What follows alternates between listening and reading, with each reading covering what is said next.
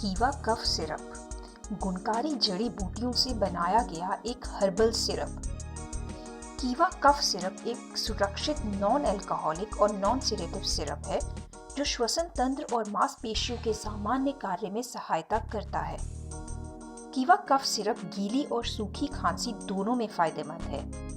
इसका म्यूकोलाइटिक गुण बलगम की चिपचिपाहट को कम करता है और बहाव को बढ़ाता है।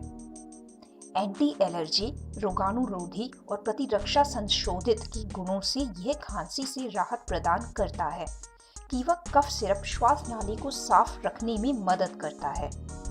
इसमें मौजूद हैं अडातुरा वसिका, ओसिम संक्टम, पाइपर लौंग, जिंगीबेर ऑफिसिनाले, सोलेनम जंथोकार्पम, हेडिकायम स्पिकाटम, मेंथा, पाइपेरेटिम और शहद। लाभ: खांसी को नियंत्रित करता है, गले की खराश से राहत देता है, सांस लेने की कठिनाई को दूर करता है, छाती में तनाव को दूर करता है। सेवन का तरीका: इसके 1 से 2 चम्मच दिन में 3 बार लें। बच्चे आधा चम्मच दिन में 3 बार लें। धन्यवाद।